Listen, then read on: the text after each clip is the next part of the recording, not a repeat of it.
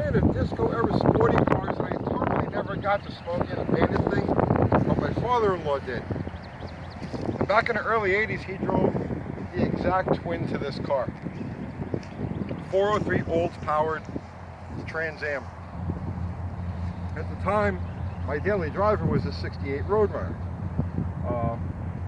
So we shared a shop together. This is on Richmond Terrace on Staten Island. So wait, before we can even tell this story, we got to go back a couple of weeks before that.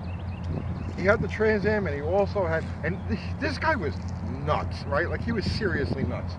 But at any rate, he had an International Scout.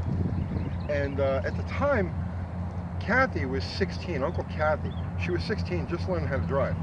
And I had her backing up the Roadrunner. She stalled it a couple of times, got nervous, revved it up, sidestepped the clutch in reverse, and T-boned her old man's International Scout. So it shortened the back quarter panel on the car about 6 inches, just totally accordion the thing. All right, this was a tragedy, you know, we loved this car. But at any rate, so fast forward a couple of weeks, go for lunch, on my way back to the shop. I'm in traffic. Now this is on Castleton Avenue in Staten Island. This is New York City, in traffic. So I'm heading back towards the shop. My father-in-law's coming the other way. I wave at him. He gets behind me. He swings a tire smoking U-turn, comes up, shoots around in front of me, brake checks me, and then stands on the gas. Okay, he wants me to follow him, right? He wants me to chase him. So I start chasing him. This is like right out of the movies, okay? He's cutting turns, and these things handled really good. And he had like 0 power. So it's like it just stuck to the ground, right?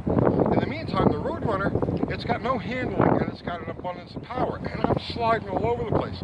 And he's cutting these turns and jumping over the curbs, and I'm following him, and I'm on this thing, and I'm sliding around every turn.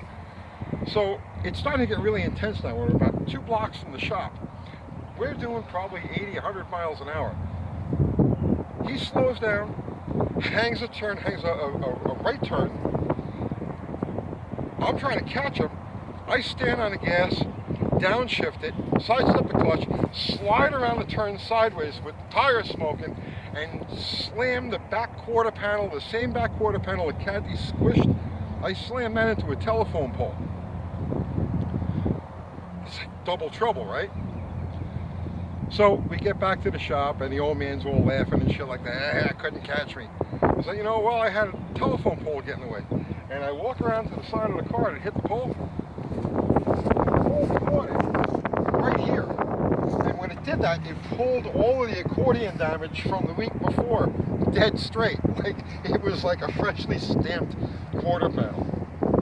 But at any rate, so this one here belongs to a customer. It's got a heater core, and I think it's got a bad cam in it. It's tapping and it's chugging. So we're gonna go in there now and pop the valve covers up and see what the action is. So anyway, fun times.